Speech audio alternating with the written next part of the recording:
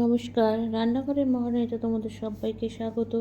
আজকে তোমাদেরকে দেখাবো পাবদা মাছের একটা নতুন রেসিপি, টমেটো বাটায় পাবদা মাছের ঝোল। দেখো এখানে টমেটোটাই কিন্তু লাগবে বেশি করে।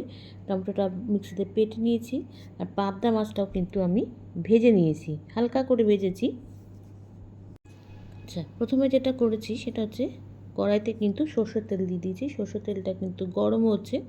আচ্ছা, এর সাথে সাথে কিন্তু ফোড়নটা দিয়ে দেবো। ফোড়নের মধ্যে প্রথমে দেবো কালো জিরে, দেবো কালো জিরে আর কাঁচা লঙ্কা, এই দুটোকে কিন্তু ফোড়নে দেব।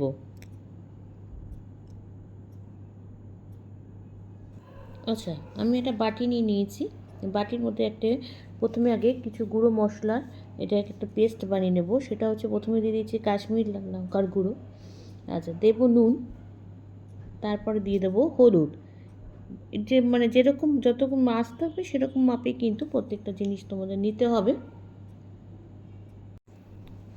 আর দিয়ে দিয়েছি জিরে আর ধনের গুঁড়ো। জিরে আর ধনের গুঁড়ো দিয়ে এটাকে কিন্তু অল্প জল মিশিয়ে কিন্তু এটা ঘন পেস্ট তৈরি করে রাখবো। মশলাটা আমরা এমনিও ব্যবহার করি, তবে আগের থেকে পেস্ট তৈরি করলে কিন্তু রান্নায় মেশে ভালো।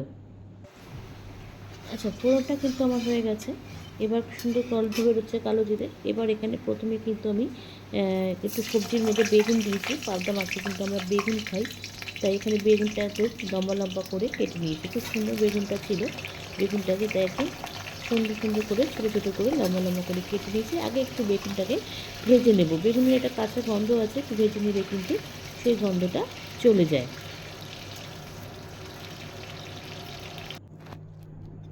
আমি তো পাবদা মাছে যেহেতু বেগুন দেবো, বেগুনটা কিন্তু ভাজছি, কিছুক্ষণ ভেজে নিয়েছি। এবার কিন্তু এরপর একটুখানি নুন আর হলুদ দিয়ে দিচ্ছি, দিয়ে একটু ভাজাটা কিন্তু ভালো করে একটু ভেজে নেব। বেগুনটা একটু হালকা হলদে রঙের হবে, তারপরে কিন্তু এটাকে নামিয়ে নেব।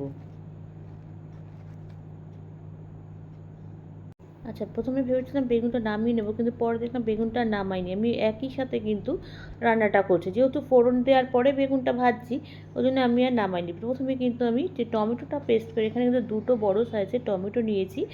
রান্নাটা কিন্তু একটু টক টক হয়েছে, ওই জন্য কিন্তু টমেটোটা আগে দিয়ে দিলাম। টমেটোটা কিছুক্ষণ কিন্তু কষিয়েছি। এরপরে কিন্তু আমি যে গুঁড়ো মশলাটাকে জলের মধ্যে ভিজে রেখেছিলাম সেটাকে এবার দিয়ে দিলাম। রান্নাটা খুব সোজা, এমনিতে পাবদা মাছ রান্না করতে সময় লাগে না, প্রসেসটা খুবই সোজা, যে কোনোভাবেই করো না কেন এটাও কিন্তু খুব সোজা রান্না। বেগুনটাকে আমি কি করেছি দেখো, মশলার সাথে কষানোর সময় বেগুনটা ছিল, এবার কি ঝোলটা দেবো, তাই জন্য বেগুনটাকে তুলে নিয়েছি, কারণ বেগুনটা তাহলে একদম গলে যাবে, সেই জন্য কিন্তু বেগুনটাকে তুলে নিয়েছি। এবার এখানে ঝোলটা দিয়ে দিয়েছি, গরম জল করেছি। গরম জল করে আমি কিন্তু অল্প পরিমাণে আগে জল দিয়েছি, কেন মশলাটা একটু কষবে, নইলে কিন্তু মশলা থেকে এটা কাঁচা গন্ধ ছাড়বে, সেজন্য প্রথমে অল্প জল দিলাম। আচ্ছা, ঝোলটা কিন্তু অনেকক্ষণ কষে গেছে। আমি কিন্তু এখানে একটা যেহেতু চিড়ে লঙ্কা দিয়েছিলাম, আর একটা গোটা লঙ্কা দিয়ে দিয়েছি। এবার ঝোলটা কিন্তু মশলাটা কিন্তু একটু বেশ কিছুক্ষণ কষিয়ে দিয়েছি। এবার কিন্তু আমার যেটুকুনি ঝোল লাগবে আমি সেরকম ঝোল দিয়ে দিচ্ছি। পাবদা মাছের ঝোল একটু পাতলা পাতলাই আমরা খাই, আর এখন তো সর্ষে বাটা করলে তখন একটু মাখা মাখা করি। এছাড়া কালো জিরেই বলো এরমভাবে করলেও পাবদা মাছটা কিন্তু আমি একটু পাতলা পাতলাই ঝোল রাখি। পাবদা মাছের ঝোলে কিন্তু আমি মাছটা দিয়ে দিয়েছি, কেননা ঝোলটা যেহেতু গরম জল দিয়েছি, বেশিক্ষণ ফুটতে সময় লাগবে না, একটু মাছটার সাথে ঝোলটাকে ফোটাবো, সেই জন্য কিন্তু মাছটা আগে দিয়ে দিয়েছি। এইবার দিলাম বেগুন। পাবদা মাছের ঝোলটা কিন্তু ফুটে গেছে। আর যেটা না দিলে, পাবদা মাছের ঝোলে কিন্তু যে কোনো ঝোলে ধনে পাতা কিন্তু অবশ্যই, ধনে পাতা দিতেই হবে, তার জন্য কিন্তু আমি ওখানে ধনে পাতা দিয়ে দিয়েছি। ঝোলটা কিন্তু আমার একদম হয়ে গেছে, ফুটে গেছে। লম্বা লম্বা বেগুন দিয়ে একদম টমেটো বাটায় পাবদা মাছের ঝোল খুব সুন্দর হয়েছিল, খেতে দারুণ হয়েছিল। তোমরাও কিন্তু একবার এভাবে রেসিপিটা ট্রাই করে দেখতে পারো। আমাকে জানিও লাইক, কমেন্টস আর শেয়ারের মাধ্যমে। তোমরা যারা আমার চ্যানেলটাকে সাবস্ক্রাইব করে আমার সঙ্গে রয়েছো, তাদের জন্য রয়েছে অসংখ্য অসংখ্য ধন্যবাদ। আর যারা করোনি তারা প্লিজ চ্যানেলটাকে সাবস্ক্রাইব করে আমার সঙ্গে থেকো। তোমরা সবাই সুস্থ থেকো, সাবধানে থেকো, ভালো থেকো। চলি, টাটা।